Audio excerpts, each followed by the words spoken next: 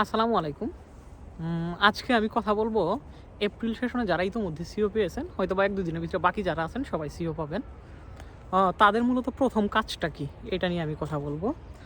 তাদের মূলত ভিসা কাদের রিস্ক হইতে পারে বা ভিসা হওয়ার চান্স কম, এটা নিয়েও আমি কথা বলবো। আজকে একটু ব্যস্ত, জব থেকে যাচ্ছিলাম। আমার জবটার একটু সাইডে, একটু দূরে গেলে ২-৩ কিলো দূরে গেলে গ্রাম পাওয়া যায়। আমি মূলত আমার মন সবসময় গ্রামের দিকে পড়ে থাকে, এই জন্য মূলত এই জায়গায় আসছি আজকে।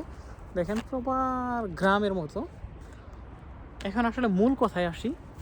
দেখেন, প্রথম যে কাজটা এটা হচ্ছে আপনার টিউশন ফিটা যত দ্রুত সম্ভব পাঠিয়ে দেওয়া, তারপরে সিও সহ প্রপার ডকুমেন্টগুলো পেলে আপনার ভিএফএসের যার ডেট যেই দিন আছে সেই দিন আসলে গিয়ে দাঁড়ানো। এখন অনেকেই করিমসি করতেছে আমার ডেটটা কি এগিয়ে নিয়ে আসবো কিনা। এটার দরকার নেই, ভিসা খুব দ্রুত হবে। একটা কথা বলে দিতে পারি, যারা সিও পেয়েছেন মানে বড় যদি কোনো প্রবলেম না থাকে আপনার ডকুমেন্টে, তাহলে আপনাদের কারোরই ভিসা মিস হবে না, এটা নিশ্চিত থাকতে পারেন। ভিসা রেশিও অনেকটাই ভালো। অনেকে বলেন নাট দিয়ে কি ভিসা হবে, এইটাও আমি অন্যদের থেকে একটু উল্টো দিকে। হ্যাঁ, আলহামদুলিল্লাহ আপনাদের ভিসাও হবে, যাদের নাটও আছে। এইটা নিয়ে কোনো কনফিউশনের থাকা দরকার নাই। এখন বিষয় হচ্ছে যে ভিসা পাইলেন, আপনি কবে নাগাদ আসবেন, টিকিট কাটবেন।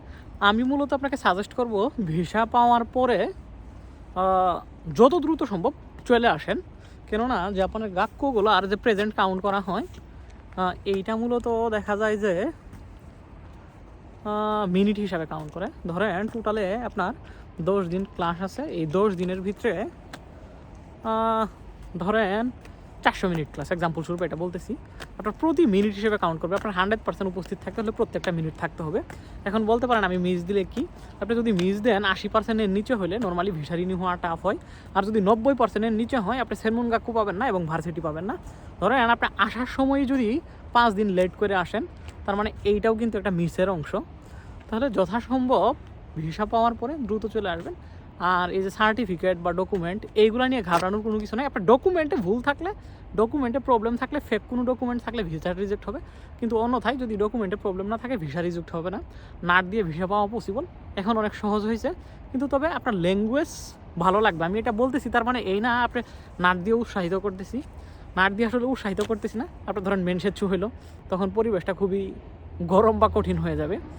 এইগুলো চিন্তাধারা বাদ দিয়ে ল্যাঙ্গুয়েজ পড়েন, কিন্তু চিন্তা করাই যাবে না। জাপান চলে আসেন।